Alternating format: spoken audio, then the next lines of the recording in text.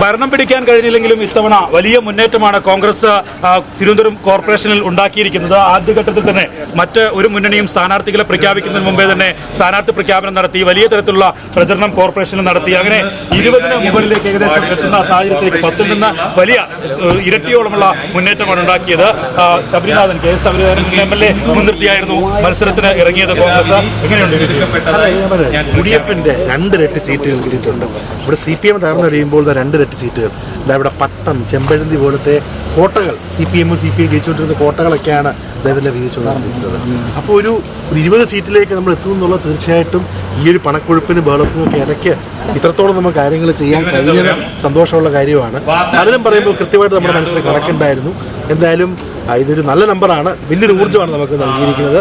ശക്തമായി കേരളത്തിലുടനീളം, അത് ഗ്രാമപഞ്ചായത്താവട്ടെ, ബ്ലോക്ക് ആവട്ടെ, മുനിസിപ്പാലിറ്റി ആവട്ടെ, കോർപ്പറേഷനിലാവട്ടെ, നമുക്ക് മുന്നേറാൻ കഴിയുന്നത് സന്തോഷമുള്ള കാര്യം തന്നെയാണ്. തീർച്ചയായിട്ടും എല്ലാ വോട്ടർമാരോടും നന്ദി പറയുന്നു. തിരുവനന്തപുരം ഇതിലും കൂടുതലാണെന്നാണ് ആഗ്രഹം. പക്ഷേ ഈ സാഹചര്യത്തിൽ ഇത് നല്ലൊരു നമ്പറാണ്.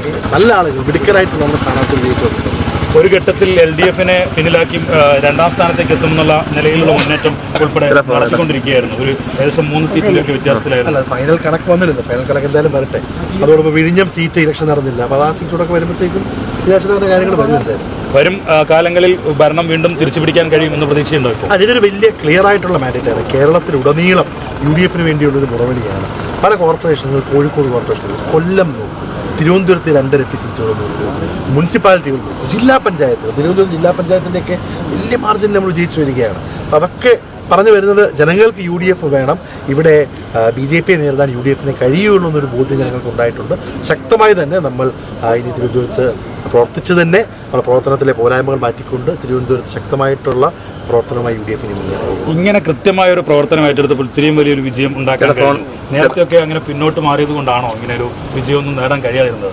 അതിലേക്ക് കിടക്കുന്നില്ല. എന്തായാലും ഇനിയും തൊട്ട് നമ്മൾ മുന്നോട്ടുള്ള ശക്തമായിട്ടുള്ള ഗ്രൗണ്ടിൽ പ്രവർത്തനമായിട്ട് UDF മുന്നോട്ട് പോകും. മിടുക്കരായിട്ടുള്ള കൗൺസിലേഴ്സ് ഉണ്ട്. അപ്പോൾ എല്ലാ കാര്യങ്ങളും പെട്ടുകൊണ്ട് നമ്മളെല്ലാവരും ഒരുമിച്ച് ഒരു ടീമായി മുന്നോട്ട് പോകും.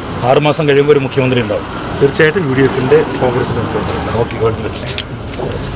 അപ്പോൾ എന്തായാലും കോൺഗ്രസ് ക്യാമ്പ് വലിയ ആവേശത്തിലാണ്. KS ശബരിനാഥനെ മുൻനിർത്തി നടത്തിയ തെരഞ്ഞെടുപ്പിൽ 20 സീറ്റിലേക്ക് ഒക്കെ എത്താൻ കഴിഞ്ഞതിന്റെ വലിയ ആവേശം തന്നെയാണ് കോൺഗ്രസ് ക്യാമ്പിലുള്ളത്. ഒപ്പം തന്നെ ജില്ലയിൽ ഉടനീളം വലിയ മുന്നേറ്റം ഉണ്ടാക്കാൻ കഴിയുന്നതിന്റെ ആവേശമുണ്ട് കോൺഗ്രസിന്. ഇനിയുള്ള ദിവസങ്ങൾ, ഇനിയുള്ള മാസങ്ങൾ, അത് അടുത്ത തെരഞ്ഞെടുപ്പിൽ, നിയമസഭാ തെരഞ്ഞെടുപ്പിൽ വിജയം പിടിക്കാനുള്ള, മുഖ്യമന്ത്രി കസേര നേടാനുള്ള, വീണ്ടും തിരിച്ചെത്താനുള്ള ഒരു പോരാട്ടത്തിനായിരിക്കും കോൺഗ്രസ് ഇറങ്ങുക.